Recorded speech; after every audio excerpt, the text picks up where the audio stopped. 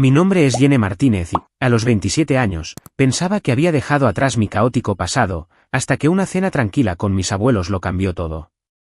En su cálida casa de Portland, rodeada por el aroma del jardín de hierbas de la abuela, se inclinaron hacia mí, con voces bajas, y me instaron a transferir su fortuna de $15 millones a un fideicomiso, solo por seguridad. Sus ojos contenían una advertencia que no pude ignorar, ligada a la madre que me había abandonado a los 7 años. Ellos me criaron, me dieron amor y me enseñaron a ser fuerte mientras ella desaparecía sin dejar rastro, dejando solo recuerdos de un apartamento estrecho en Seattle lleno de extraños y humo. Esa cena se sintió como si me estuvieran entregando un escudo, uno que necesitaría antes de lo que pensaba. Días después del funeral de mi abuelo, 2 años después del fallecimiento de mi abuela, mi teléfono se iluminó con una videollamada. Mi madre y mi hermano, con rostros radiantes y sonrisas demasiado pulidas, dijeron que querían reconectar. Pero sus palabras destilaban algo más. Algo que me revolvió el estómago, transportándome a las noches en las que me acurrucaba con miedo cuando era niña. ¿Por qué ahora? ¿Qué sabían sobre el fideicomiso? No estaba preparada para la tormenta que traerían, las mentiras que tejerían o la lucha que enfrentaría para proteger lo que mis abuelos construyeron. La verdad se desentrañaría de maneras que nunca esperé, forzándome a trazar líneas que no podría borrar. Si alguna vez has tenido que proteger tu corazón o tu legado de una familia que te traicionó, comparte tu historia en los comentarios. Quiero saber cómo te mantuviste firme. Suscríbete y activa la campanita para ver cómo convertí sus planes en mi fortaleza. Tenía 4 años cuando noté por primera vez el caos en nuestro pequeño apartamento de Seattle. El aire estaba cargado de humo de cigarrillo que se enroscaba alrededor de extraños que se desparramaban en nuestro sofá raído. Sus voces eran altas, sus risas, estridentes. Mi madre, Jaime López, era una diseñadora gráfica independiente que perseguía trabajos que prometían dinero rápido, pero que nos dejaban ahogados en deudas. Las facturas se amontonaban en el mostrador de la cocina desconchado, con sellos rojos que brillaban como advertencias. Mi hermano, Daniel López, 3 años mayor que yo, me acercaba a él, susurrando, «No hagas ruido, Jenny. Es una mala noche».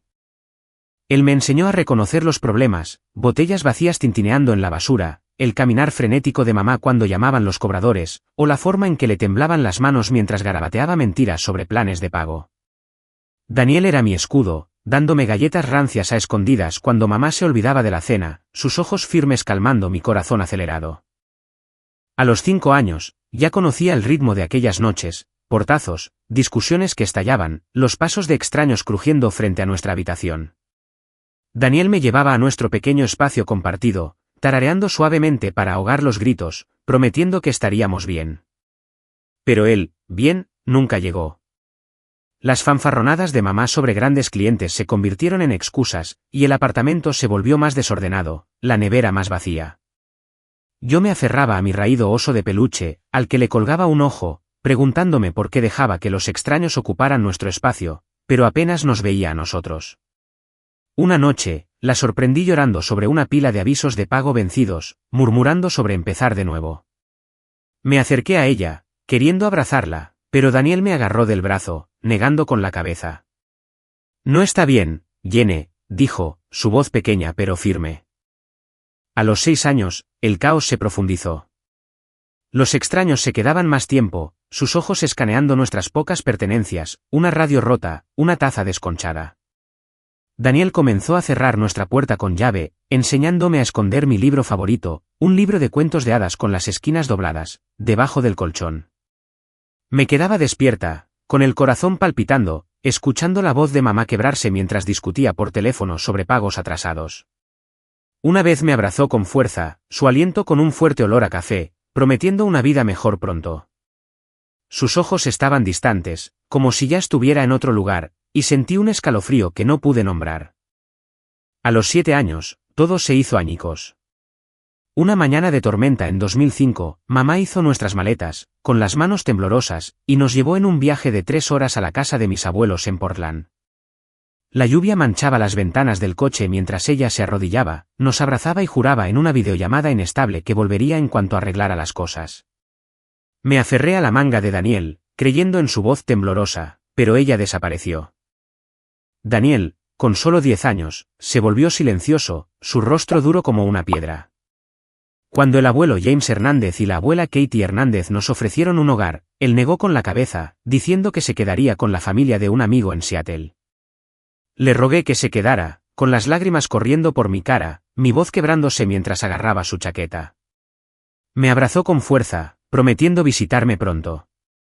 Esas visitas nunca llegaron. El abuelo y la abuela no dudaron. Se reunieron con una trabajadora social, firmaron papeles y se convirtieron en mis tutores legales para el verano.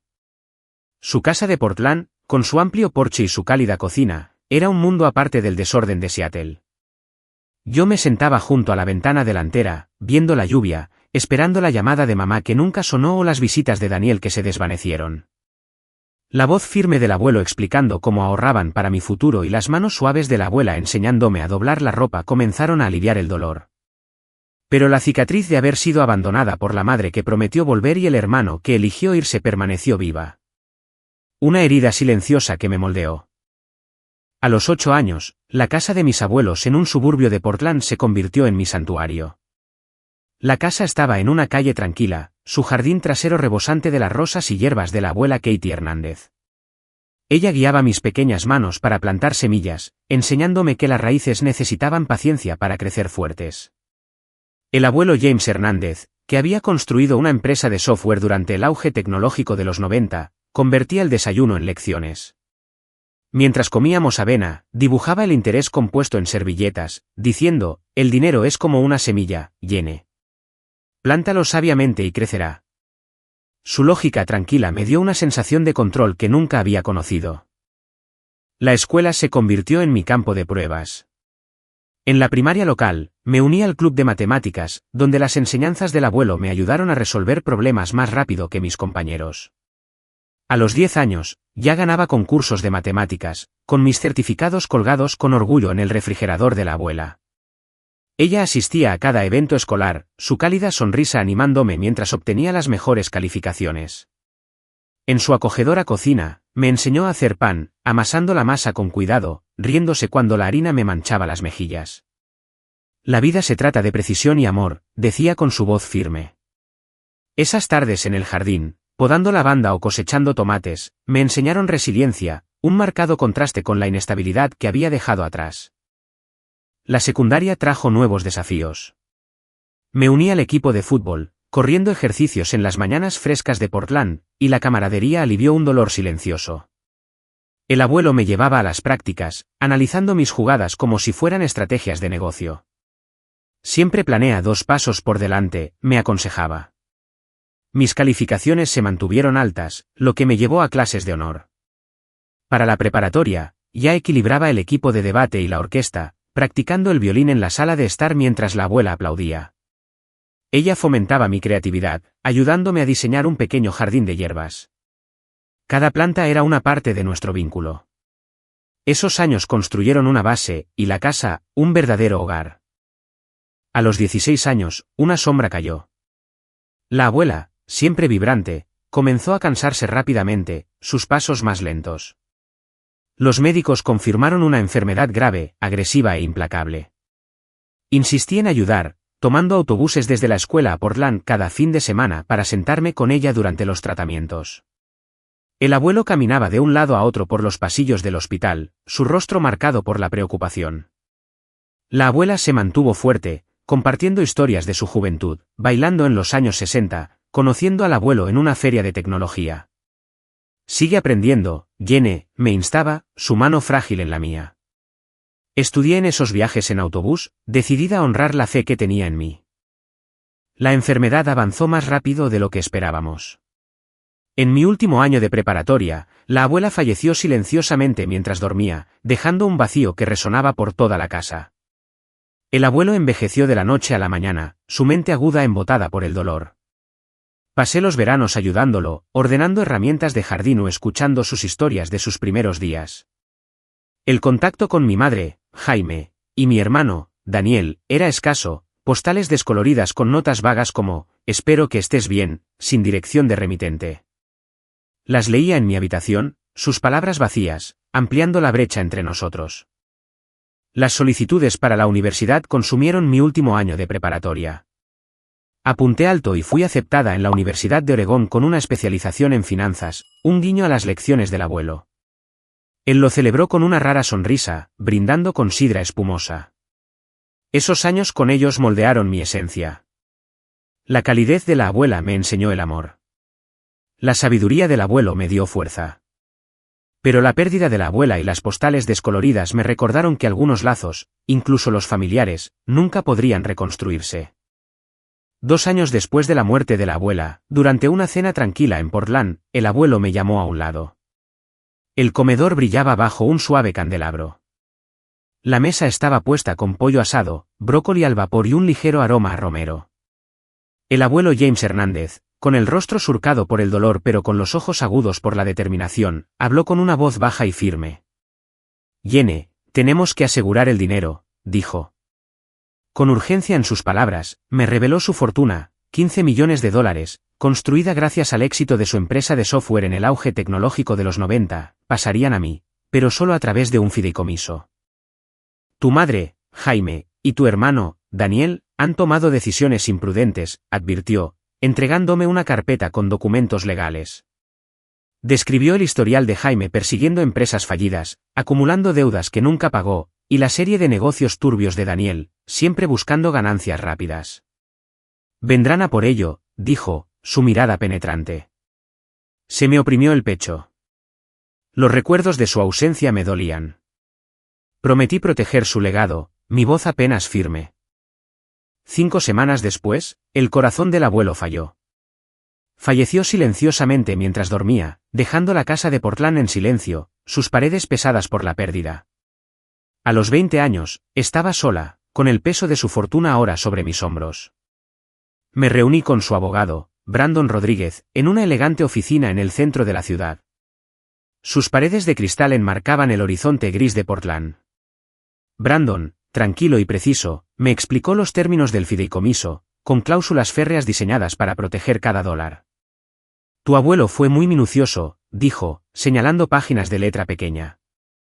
Sentí la previsión del abuelo como una mano que me guiaba, pero su ausencia dejó un dolor hueco, agudo e implacable. 3 días después del funeral, mi teléfono vibró con una videollamada.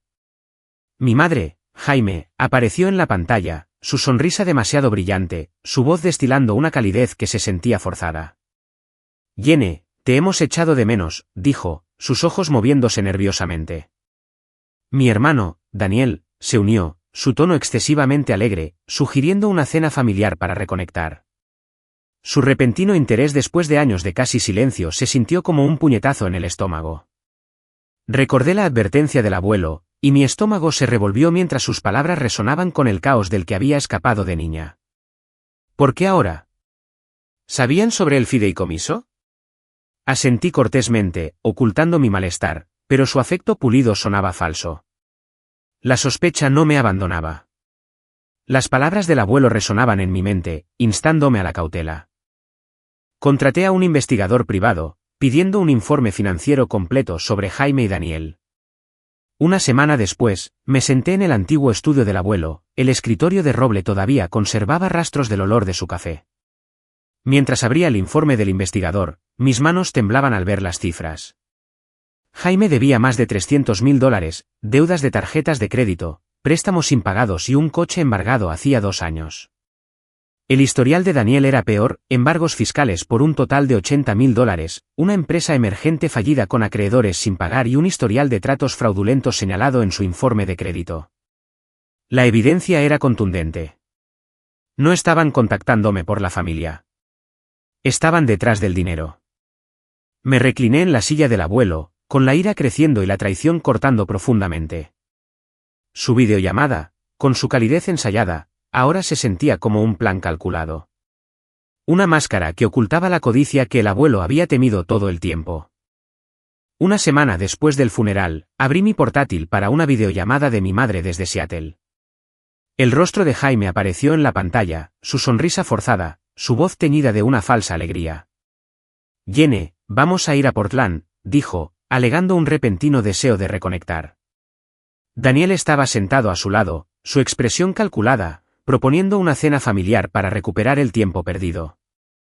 Su entusiasmo se sentía extraño, un marcado contraste con sus años de silencio, lo que avivó la sospecha que el abuelo había sembrado.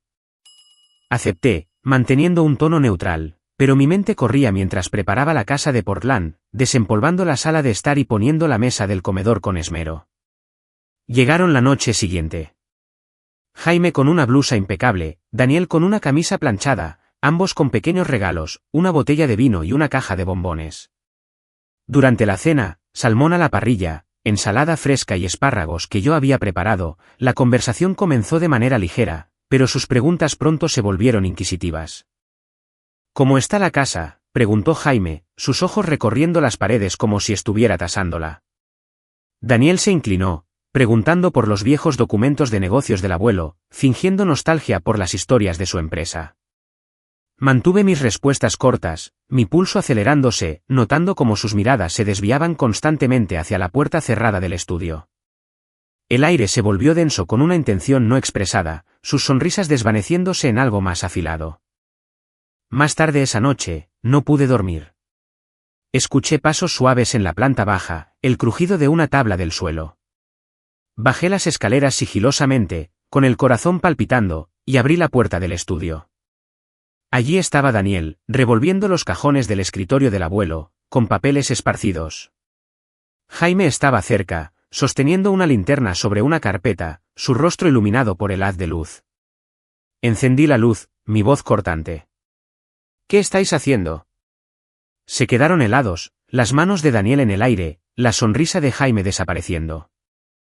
Balbucearon excusas. Jaime afirmó que estaban buscando fotos familiares antiguas. Daniel dijo que era solo curiosidad. Señalé la puerta, con la ira creciendo. Fuera de aquí, dije, mi tono frío, la traición cortando como un cuchillo. A la mañana siguiente, no hicieron las maletas para irse. Durante el café en la cocina, la tensión estalló. La actitud de Jaime cambió, su voz se endureció. Nos estás apartando de lo que es nuestro por derecho, espetó, acusándome de manipular al abuelo para que creara el fideicomiso. Daniel asintió, con los ojos entrecerrados. Llevaremos esto a los tribunales si es necesario, amenazó, afirmando que yo había influido en el abuelo durante su estado debilitado. Sus acusaciones dolieron, retorciendo el cuchillo de su ausencia. Me mantuve firme, con las manos temblando sobre el mostrador, negándome a ceder. Vosotros me abandonasteis, dije, mi voz firme a pesar de la rabia. Sus amenazas quedaron en el aire, una clara señal de su desesperación. Esa tarde, mi tía Lisa llamó desde su casa cercana. Se había enterado de la visita a través de un amigo en común y me envió por correo electrónico una carpeta con viejos mensajes de Jaime guardados de hacía años. Me senté en la sala de estar, con la lluvia de Portland golpeando las ventanas, y los revisé. El correo electrónico, enviado a un primo, revelaba los planes de Jaime de reclamar una parte del patrimonio del abuelo, mencionando incluso el papel de Daniel en ablandar a Jenny. Una línea me heló la sangre. Ahora está sola. Será fácil de convencer. Se me revolvió el estómago, la traición ahora era concreta. La voz de Lisa por teléfono fue firme, instándome a actuar. Protege lo que James te dejó, dijo. No perdí el tiempo. Contacté a un investigador privado, proporcionando los detalles del correo electrónico y solicitando una verificación completa de antecedentes de Jaime y Daniel. Sentada en el escritorio del abuelo, con el peso de su confianza sobre mis hombros, sentí una mezcla de determinación y tristeza. Su visita y sus amenazas confirmaron los temores del abuelo. No solo estaba protegiendo dinero. Estaba protegiendo la vida que él me había dado de las personas que la habían desechado. 3 meses después, estaba sentada en la oficina de un abogado en Portland, enfrentando una demanda de mi madre. La habitación era austera, con paneles de madera pulida y una ventana que daba a la llovizna de la ciudad.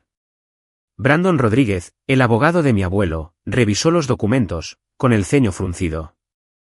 Jaime y Daniel habían presentado una demanda alegando que el abuelo James Hernández no estaba en su sano juicio cuando estableció el fideicomiso, acusándome de manipularlo para dejarlos fuera. Sus acusaciones me golpearon, pero me recompuse, decidida a honrar los deseos del abuelo. Brandon expuso nuestra defensa. Teníamos el diario manuscrito del abuelo, encontrado en su estudio, que detallaba su lúcida decisión de crear el fideicomiso. Entradas de 2018 describían su desconfianza hacia los gastos imprudentes de Jaime y las empresas arriesgadas de Daniel, escritas con su letra nítida y precisa. Un informe médico de su doctor, fechado meses antes de su fallecimiento, confirmaba su claridad mental, sin señalar signos de deterioro cognitivo. Mi tía Lisa envió pruebas adicionales, correos electrónicos de Jaime a un amigo de la familia tramando reclamar el patrimonio mucho antes de la muerte del abuelo. Esto enterrará su caso, dijo Brandon, su voz tranquila pero segura. Asentí, con el pecho oprimido por la determinación. El estrés pesaba mucho.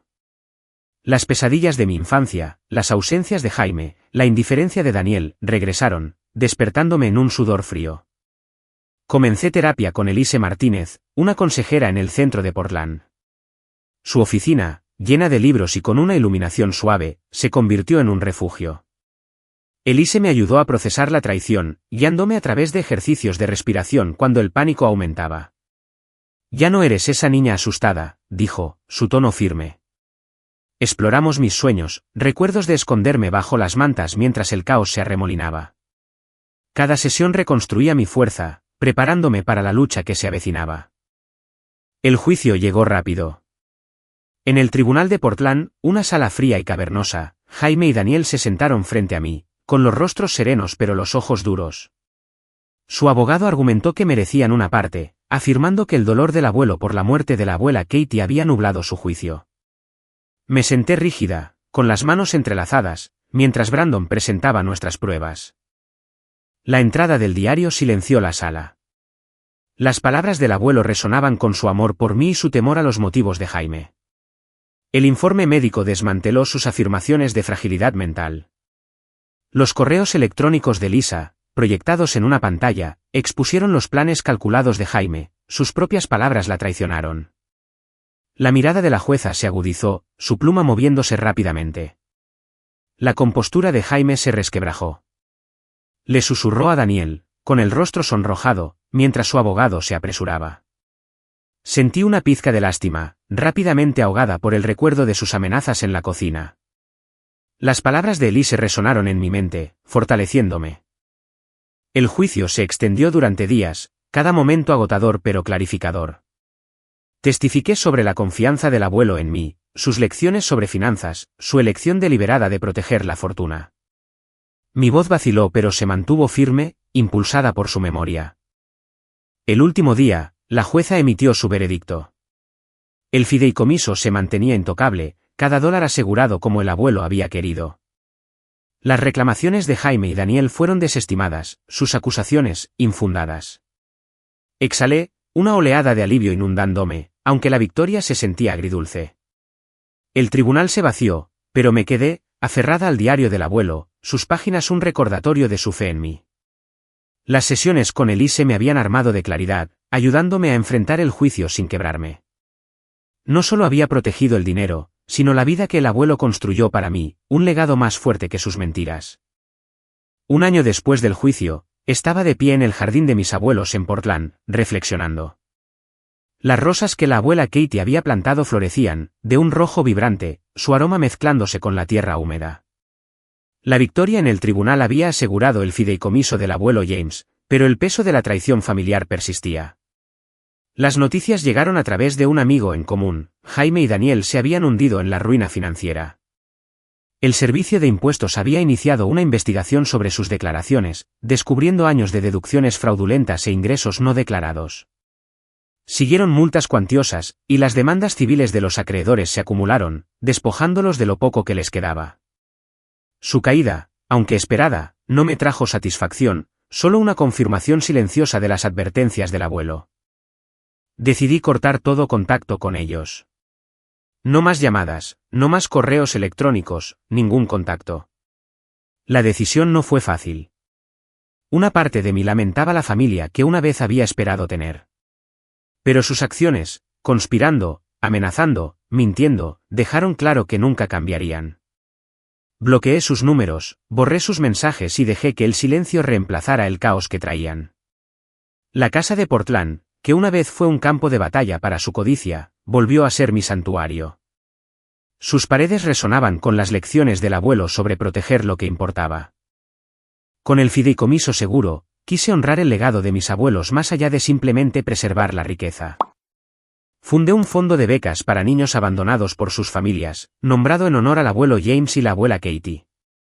El fondo apoyaba a niños en Portland, ofreciendo matrícula para la universidad y programas de mentoría. En el evento de lanzamiento, celebrado en un centro comunitario local, hablé del amor de mis abuelos, su paciencia en el jardín, su sabiduría en la mesa del desayuno. Ayudar a otros se sentía como plantar semillas en su memoria, una forma de devolver la estabilidad que ellos me habían dado. Ver a los primeros beneficiarios, con los ojos abiertos y llenos de esperanza, me llenó de propósito. Mi vida estaba tomando una nueva forma. Conocí a Joshua, mi esposo, en un seminario de finanzas en Portland. Su amabilidad constante y su mente aguda me recordaban al abuelo, pero con una calidez que se sentía como un hogar. Nos casamos en una pequeña ceremonia en el jardín, bajo las rosas, con amigos cercanos y mi tía Lisa a mi lado. Juntos, construimos una vida arraigada en la confianza, no solo financiera, sino emocional. Joshua apoyó el fondo de becas, ayudándome a revisar solicitudes hasta altas horas de la noche. Nuestras noches las pasábamos planeando, riendo y soñando con un futuro libre de las cargas del pasado. La terrible experiencia me enseñó una dura verdad. La familia no es solo sangre. Es una elección.